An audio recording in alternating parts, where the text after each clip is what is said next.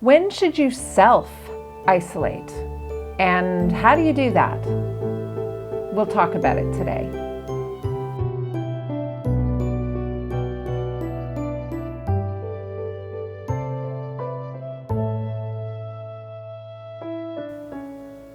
So today is March 24th, and things are changing all the time with the COVID-19 outbreak. But this is information that you could use anytime that you're sick, but you share a living space with other people.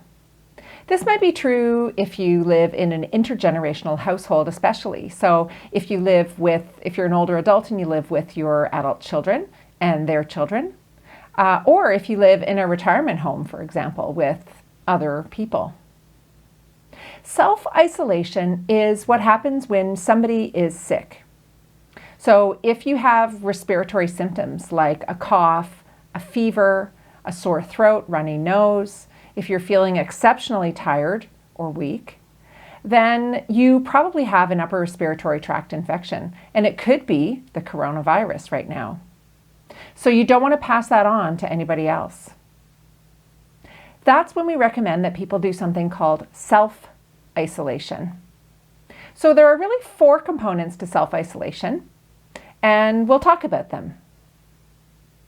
The number one thing is to keep yourself away from other people. We're hearing a lot about that with social distancing.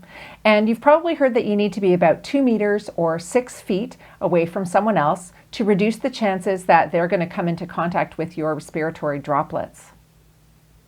But if you are self-isolating, we want you to stay away from the people in your household also.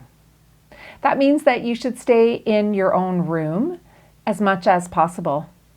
You should have your own bathroom. So you really should limit contact with other people as much as you can. This can be especially important if the people that you're living with are immunocompromised or might be at higher risk of getting the virus or its complications. We're kind of sounding like a broken record, but it's important to keep your hands clean. So I have a video up about how to wash your hands for at least 20 seconds with soap and water, and then dry them on a clean towel. And do this as often as you can, especially before you eat and before you are going to touch a surface. If you don't have soap and water handy, then you can wipe your hands with a moistened wipe or towel and then use a hand sanitizer. If you sneeze, don't sneeze into your hands. Do it into your elbow or a tissue that you throw out right away, and then clean your hands again. Decontaminate surfaces as often as you can. So think about things like doorknobs, faucets, electronic devices, and don't share these items if at all possible. Don't share utensils, towels, grooming implements, a toothbrush, for example. If you can't sanitize something and it needs to be disposed of, then dispose of it right away in your household trash. Seal it up and put it in the trash. All of these self-isolation techniques can be extra difficult to do if you are in a household where you have to interact with others for health reasons. So, for example, if you're a care provider to somebody who needs hands-on help, if you're infected or you're not feeling well, then it's best to try to delegate that activity to another person who is well. If you just can't avoid doing those activities, it's a tough situation. But trying to use some of these precautions, if you can, will reduce the risk of transmitting infection. And finally, it is important to look after yourself as much as you can.